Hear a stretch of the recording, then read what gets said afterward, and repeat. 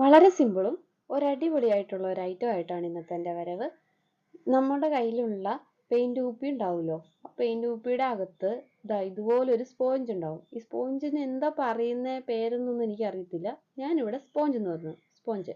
Okay, അത് വെച്ചിട്ട് നമുക്ക് ഇന്നൊരു അടിപൊളി ഐറ്റം ഉണ്ടാക്കാം. അത് ഉണ്ടാക്കി കഴിയുമ്പോൾ എല്ലാവർക്കും ഭയങ്കരമായിട്ട് ഇഷ്ടപ്പെടും കേട്ടോ. എന്നെ ക്യൂട്ടാണെന്നറിയാവോ. ഇനി നമുക്ക് യെല്ലോ കളർ പെയിൻറ് എടുത്തിട്ട് അത് ഫുള്ളൊന്ന് പെയിൻറ് ചെയ്തെടുക്കണം. അത് പെയിൻറ് ചെയ്തെടുക്കുമ്പോൾ അതിലിച്ചിരി എന്താ പറയുക, ഒരു മിനുസമുള്ള സാധനമാണ്. അപ്പോൾ പ്ലാസ്റ്റിക്കിൻ്റെ ഒരു ഇതാണ്. അപ്പോൾ പിടിച്ച് വരാൻ ഇച്ചിരി താമസം എടുക്കും. ചിലപ്പോൾ ലൈറ്റായിട്ട് ആദ്യം ഇതാവുള്ളൂ. അപ്പോൾ 2 കോട്ടൊക്കെ ചെയ്ത് തരും. ഒന്ന് ഉണങ്ങി കഴിഞ്ഞിട്ട് പിന്നെ ഒന്നും കൂടെ അഴിച്ച് ഉണങ്ങി കഴിഞ്ഞ് എടുക്കണം.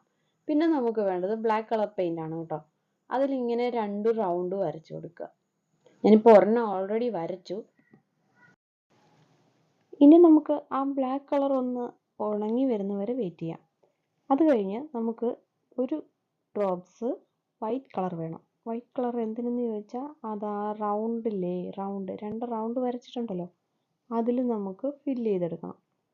പുറത്തോട്ടൊന്നും സ്പ്രെഡ് ചെയ്യാതെ വളരെ ശ്രദ്ധിച്ച് വേണം ചെയ്യാൻ.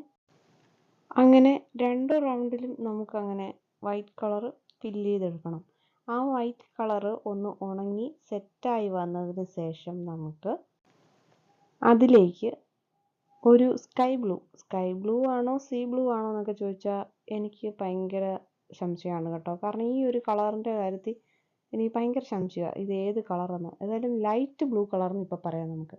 ആ ലൈറ്റ് ബ്ലൂ കളർ ആ വൈറ്റ് കളർ അടിച്ചില്ലേ റൗണ്ട്, അതിൻ്റെ ഉള്ളിൽ ഒരു കോർണറിൽ, അതായത് രണ്ടും സെയിം സൈഡിൽ വരുന്ന പോലെ കോർണറിലായിട്ട് 2 ഡോട്ട് വരച്ചു കൊടുക്കുക. അതിനുശേഷം അങ്ങനെ ആ ബ്ലൂ കളറും കൂടി ഒന്ന് ഉണങ്ങി സെറ്റായി വന്നതിന് ശേഷം ആ ബ്ലൂവിൻ്റെ നടുവിലായിട്ട് ചെറിയൊരു ബ്ലാക്ക് കളർ കൊണ്ട് ഡോട്ട് ഇട്ട് കൊടുക്കുക.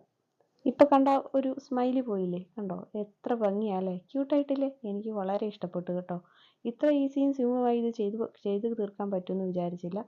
അങ്ങനെ ഞാൻ ചെയ്തപ്പോൾ കുറേ കുപ്പികളുണ്ടായിരുന്നു. ആ കുപ്പികളിൽ നിന്നൊക്കെ ഞാൻ ഇതുപോലെ അതിൻ്റെ ഉള്ളിൽ ഈ സ്പോഞ്ച് എടുത്തു. സ്പോഞ്ചാണോ പ്ലാസ്റ്റിക് ആണോ എന്തോ ആയിക്കോട്ടെ, അത് ഞാൻ എടുത്തു. എന്നിട്ട് ശേഷം ഇതുപോലെ കുറേ എണ്ണം ഉണ്ടാക്കിയിട്ടുണ്ട്. ഇനി നമുക്ക് ആർക്കെങ്കിലും ഗിഫ്റ്റ് ചെയ്യുകയോ നമുക്ക് ബുക്സിൽ ഒട്ടിക്കുകയോ ഒക്കെ വേണേൽ ചെയ്യാം കേട്ടോ. ജേർണൽ ചെയ്യുമ്പോൾ അതിൻ്റെ കൂടെ വേണേലും ഒട്ടിക്കാം, ഗിഫ്റ്റിൻ്റെ കൂടെ വേണേൽ ഒട്ടിച്ച് കൊടുക്കാം. വളരെ മനോഹരമായ സ്മൈലീസ് ആണ് കേട്ടോ നമ്മളിവിടെ ഉണ്ടാക്കിയിരിക്കുന്നത്. എല്ലാവരും വീഡിയോ ഒക്കെ കാണുന്നുണ്ട്, പക്ഷെ ആരും എനിക്ക് ലൈക്ക് ചെയ്യില്ല, സബ്സ്ക്രൈബും ചെയ്യുന്നില്ല.